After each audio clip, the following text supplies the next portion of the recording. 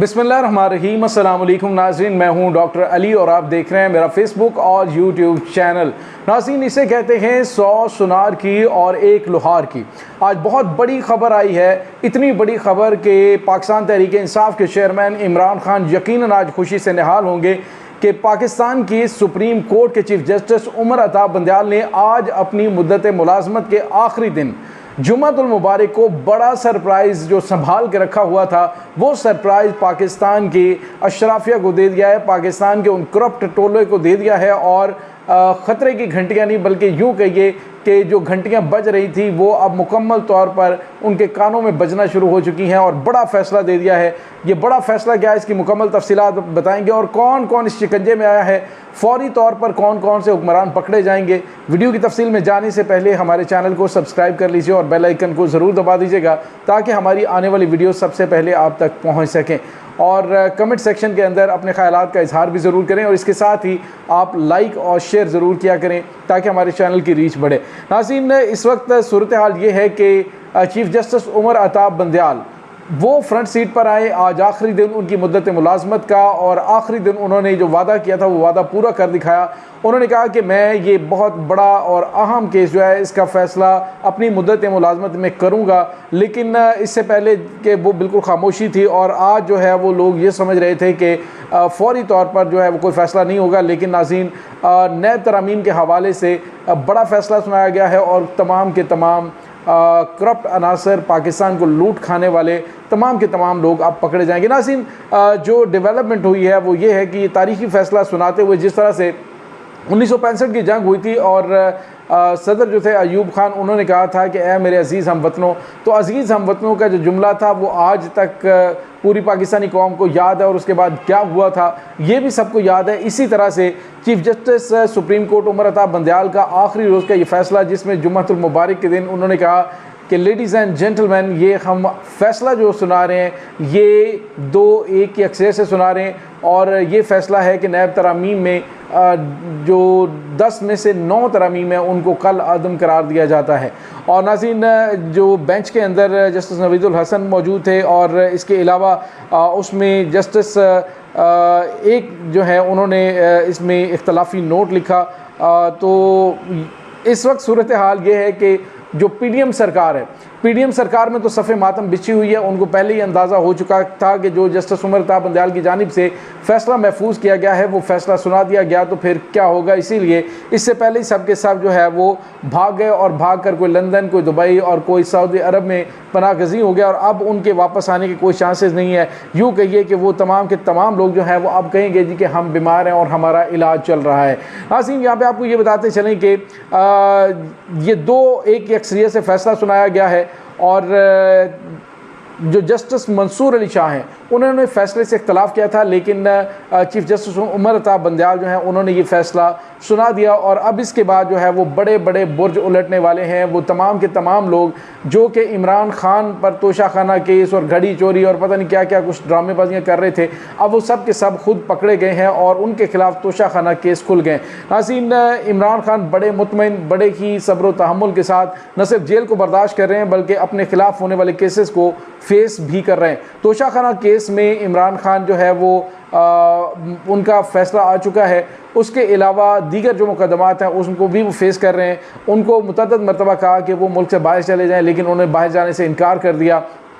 अब नाज़रीन, इमरान खान की ये दरख्वास्त थी कि ये जो नैब तरामीम का केस है इसको कल अदम करार दिया जाए क्योंकि इसमें बड़े बड़े लूटर्स हैं, उन्होंने मुल्क को लूट खाया और उसके बाद उन्होंने अपने केसेस माफ़ करवा लिए।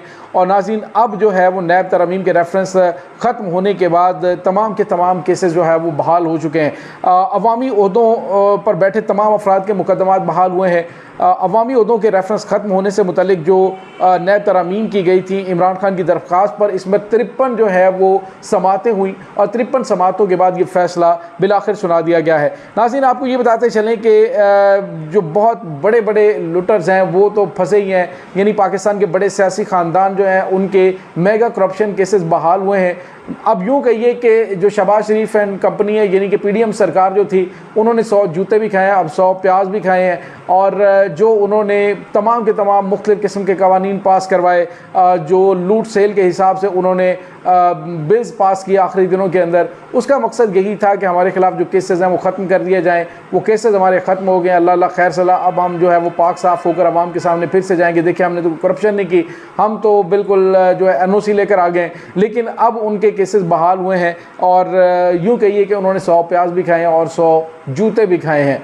तो नाज़रीन, 100 प्याज और 100 जूते खाने के बाद अब होने की जा रहा है कि शहबाज शरीफ साहब जो हैं उनके, और उसके बाद नवाज शरीफ साहब के जो तोशा खाना केस हैं वो बहाल हो गए। इसके बाद यूसुफ रज़ा गिलानी जो साबिक़ वज़ीर आज़म और जो जरदारी साहब हैं उनके दस्ते रास हैं, उनके तोशा खाना केस जो है वो दोबारा से बहाल हो गया है।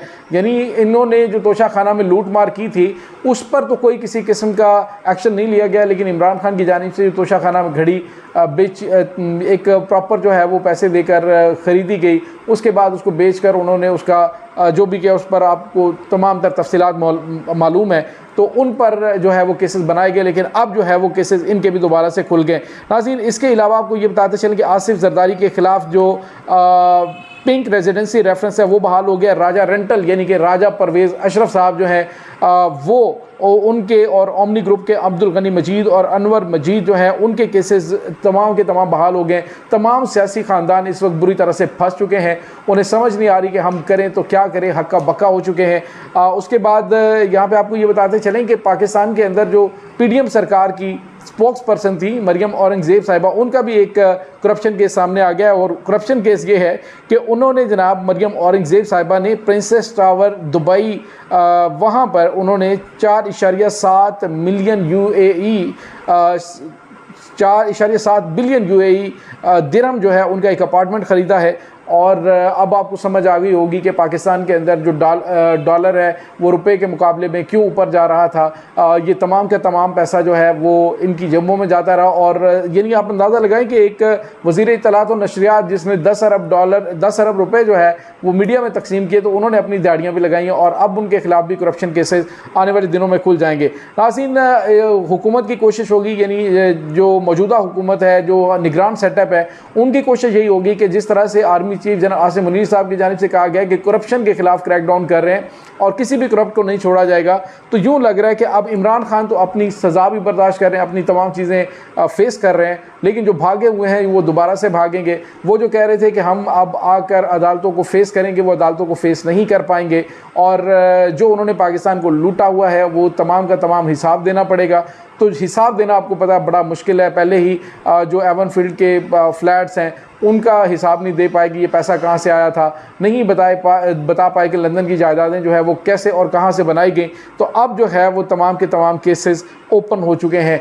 तो वो लोग जो कि लुडियाँ डाल रहे थे कि हमने इमरान खान को तोशा खाना में पकड़ा दिया, उसको घड़ी चोर कह दिया, अब तमाम के तमाम केसेस ओपन होने के बाद ये सारे के सारे बहुत बुरी तरह से फंस चुके हैं। नाज़रीन, यहाँ पे आपको ये बताते चलें कि अगर तो आर्मी चीफ साहब की जानिब से फेयर तरीके से चला गया और फेयर तरीके से चीज़ों को आगे लेके जाया गया, तो फिर पाकिस्तान की एक दफ़ा फिर जो है वो जान छूट जाएगी पाकिस्तान की इस अशराफिया से, इस हुक्मरान ख़ानदानों से जिन्होंने अपनी बारियां लेकर पाकिस्तान को अपनी एक चरागाह समझा हुआ, अपनी शिकारगाह समझा हुआ है कि ये बैठते हैं, आराम करते हैं, और जब शिकार तैयार हो जाता है आते हैं, मारते हैं, खा जाते हैं और उसके बाद मुल्क से भाग जाते हैं। तो इनके खिलाफ सख्त तरीन जो है वो क्रैकडाउन होना चाहिए। तमाम के तमाम करप्शन के केसेस बहाल होने के बाद इनके गिर्द घेरा तंग हो गया, और सरे दस जो है वो सारी तफसीलात हम आपको बाद में बताएंगे, लेकिन जो बड़े बड़े लूटर्स हैं वो पकड़े जाएंगे, और ये एक बहुत बड़ा फ़ैसला है। इस तमाम सूरत हाल के बारे में आपका क्या कहना है, कमेंट सेक्शन में अपने ख्यालात का इजहार ज़रूर कीजिएगा। डॉक्टर अली को इजाज़त दीजिए। अल्लाह वारिस।